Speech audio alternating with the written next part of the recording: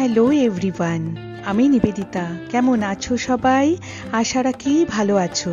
Journey with এনবিতে তোমাদের সকলকে স্বাগত জানাই। আজ আবার আমি এসেছি নতুন কিছু শেয়ার করব বলে। তো থেকো কিছুটা সময় আমার সাথে, আশা করি তোমাদের ভালো লাগবে। তাহলে শুরু করা যাক। আজ গল্প বলবো স্যান্টিয়াগোকে নিয়ে, যেটা দ্য অ্যালকেমিস্ট বইয়ের একটি প্রধান ও গুরুত্বপূর্ণ চরিত্র। দ্য অ্যালকেমিস্ট এই অল টাইম বেস্ট সেলিং বুকটি পাওলো কোয়েলোসের লেখা। বইটির মূল কথা হলো ফলো ইউর পার্সোনাল লেজেন্ড। এখানে পার্সোনাল লেজেন্ড বলতে নিজের জীবনের স্বপ্ন পূরণের কথা বলা হয়েছে। বইটিতে লেখক স্যান্টিয়াগো নামের ভেড়া পালক একটি ছেলের গল্প বলেছেন, যে তার সমস্ত ভেড়া বিক্রি করে দিয়ে স্বপ্নে দেখা দূর দেশে মাটির নিচে লুকিয়ে রাখা এক গুপ্তধনের খোঁজে বেরিয়ে পড়ে। আমি খুব সংক্ষেপে দুটো পার্ট এই গল্পটা তোমাদের সাথে শেয়ার করব। আর কি কি লাইফ লেসন এই গল্প থেকে আমরা পেতে পারি তা নিয়েও কিছু কথা বলবো। গল্পের শুরুতেই আমরা দেখি স্পেন দেশের অ্যান্ডালুসিয়া শহরে স্যান্টিয়াগো নামের একটি ছেলে ভেড়া চড়িয়ে বেড়াচ্ছে। তার ইচ্ছে ছিল যে সে নানান জায়গা ঘুরে বেড়াবে, তাই সে এই ভেড়া চড়ানোর পেশাকে নিজের করে নেয় এবং ভেড়ার দলকে নিয়ে নানান জায়গা ঘুরে বেড়াতে থাকে। প্রতিবারের মতো এবারেও স্যান্টিয়াগো তার ভেড়ার দলকে নিয়ে সেই ব্যবসায়ীর কাছে যাচ্ছিল, যার কাছে কিছুদিন আগেই সে ভেড়ার উল বিক্রি করে এসেছে।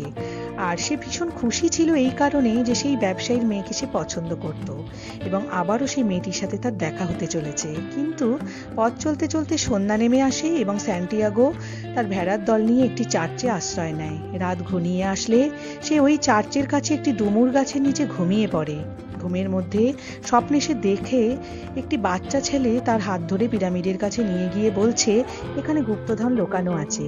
স্যান্টিয়াগোর ঘুম ভেঙে যায় আর সে অস্থির হয়ে পড়ে, কারণ এর আগেও সে এই স্বপ্নটি বহুবার দেখেছিল। সকাল হলে স্যান্টিয়াগো এক তান্ত্রিক বৃদ্ধার কাছে যায়। সে স্বপ্নের মানে বলতে পারত।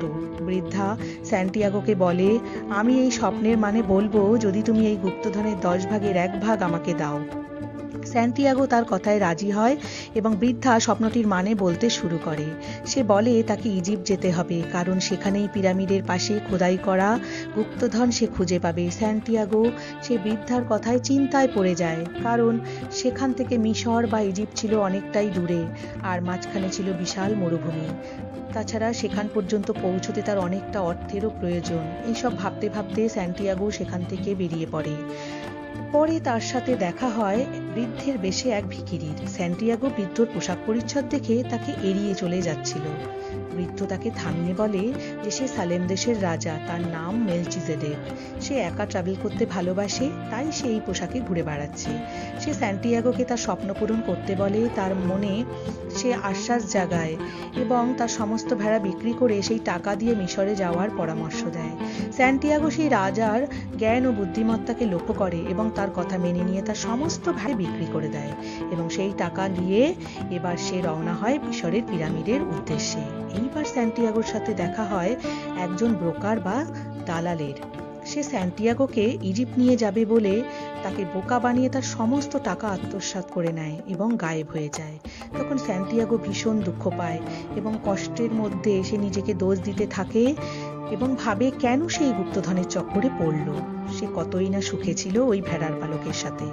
নিঃস্ব হয়ে এবার সে বাড়ি ফিরে যাওয়ার সিদ্ধান্ত নেয়, কিন্তু তার মনে পড়ে যে সে এই সালেম দেশের রাজা তাকে বলেছিল যে যাত্রাপথে অনেক বাধা বিপত্তির সম্মুখীন হবে সেই বাধায় সে যেন থেমে না যায়। সেই রাজার কথা অনুসরণ করে সে এবার খালি হাতে আবার যাত্রা শুরু করে দেয়।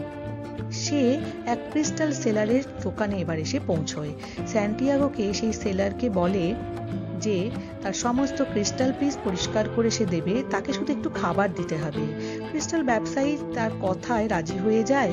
স্যান্টিয়াগো সাফসাফাই দেখে সেই সময় দুজন কাস্টমার সেই দোকানে এসে পড়ে। ক্রিস্টাল ব্যবসায়ী এটা দেখে সেই খুব খুশি হয়ে যায় এবং তার দোকানে জব অফার করে স্যান্টিয়াগোকে। আর স্যান্টিয়াগো সেই দোকানের কাজে এবার লেগে পড়ে। স্যান্টিয়াগো দেখে হিলের উপরে উঠে কাস্টমাররা খুব ক্লান্ত হয়ে যায় এবং সেখানে যেহেতু কোনো খাবার দোকান ছিল না, তাই সে কাস্টমারদের ওই ক্রিস্টাল ক্লাবে করে চা বিক্রি করতে শুরু করে, যার ফলে অনেক বেশি কাস্টমার ভিড় করতে থাকে ওই দোকানে এবং 1 বছরের মধ্যে স্যান্টিয়াগো এবং এই ক্রিস্টাল ব্যবসায়ী প্রচুর টাকার মালিক হয়ে যায়।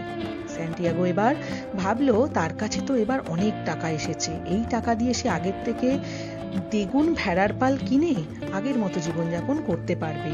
কিন্তু আবার সালেম দেশের রাজার কথা তার মনে পড়ে এবং সে তার লক্ষ্য থেকে ভ্রষ্ট হয় না।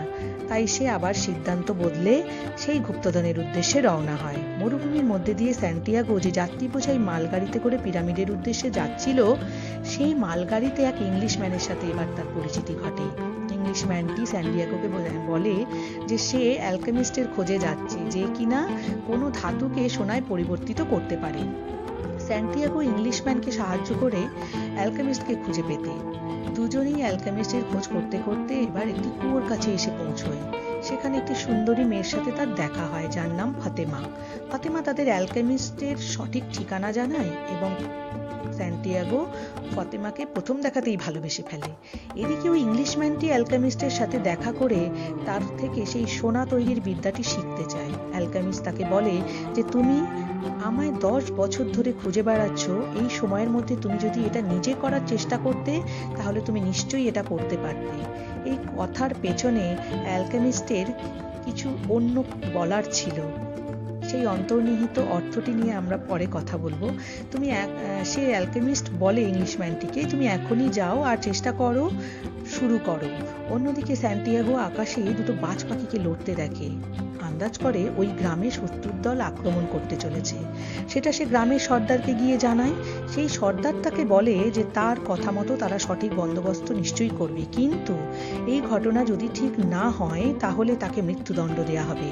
স্যান্টিয়াগোর কথা মতো সত্যি পরের দিন কিছু শত্রু ওই গ্রামে আক্রমণ করে এবং পর্যাপ্ত নিরাপত্তার ব্যবস্থার কারণে শত্রুর দল কোনো ক্ষতি ওই গ্রামের করতে পারে না। এই ঘটনার পর গ্রামের সর্দার স্যান্টিয়াগোকে প্রচুর অর্থে পুরস্কৃত করে এবং ওই গ্রামের কার্যনির্বাহের দায়িত্ব দিয়ে দেয়। স্যান্টিয়াগো ভাবে তার কাছে এবার অনেক টাকাও আছে আর কাজও আছে। এবার সে ফাতিমাকে বিয়ে করে এই গ্রামেই থেকে যাবে। ফাতিমাকে গিয়ে সে এই কথা জানায়। উত্তরে ফাতিমা তাকে বলে, তুমি আগে তোমার লক্ষ্য পূরণ করো, আমি তোমার জন্য অপেক্ষা করব। কারণ সত্যিকারের ভালোবাসায় কেউ চায় না তার জন্য তার ভালোবাসার মানুষটি লক্ষ্যভ্রষ্ট হোক। এই কথা শুনে স্যান্টিয়াগো অ্যালকেমিস্টের সাথে পিরামিডের উদ্দেশ্যে রওনা হয়, কারণ অ্যালকেমিস্ট তাকে কথা দেয় যে সে তাকে গুপ্তধন পাইয়ে দিতে সাহায্য করবে। আজ কিন্তু এই পর্যন্ত। এরপর স্যান্টিয়াগোর সাথে ঠিক কি হলো, বা স্যান্টিয়াগো কি আদৌ সেই গুপ্তধনকে পেল, তা জানতে হলে অপেক্ষা করো পরের দিনের জন্য। কেমন? গল্পের দ্বিতীয় অংশ থাকবে নেক্সট ভিডিওতে। ততক্ষণ ভালো থেকো, ভালোবেসো নিজেকে, প্রতিটা মুহূর্ত যাপন করো মনে আনন্দ নিয়ে, কারণ প্রতিটা মুহূর্ত ভীষণ দামি আর প্রত্যেকটি আগামীকাল যে আমাদের কাছে অজানা।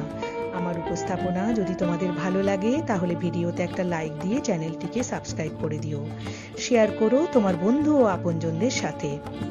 পাশে থাকা বেল আইকনটি অবশ্যই ক্লিক করে রেখো, তাহলে আমার ভিডিও তুমি কখনোই মিস করবে না। যদি তুমি কিছু ভালো শুনছো তাহলে নিশ্চয়ই জার্নি উইথ এনভিকে শুনছো। আজ তাহলে আসি, সঙ্গে থেকো কেমন? রাধা রাধা।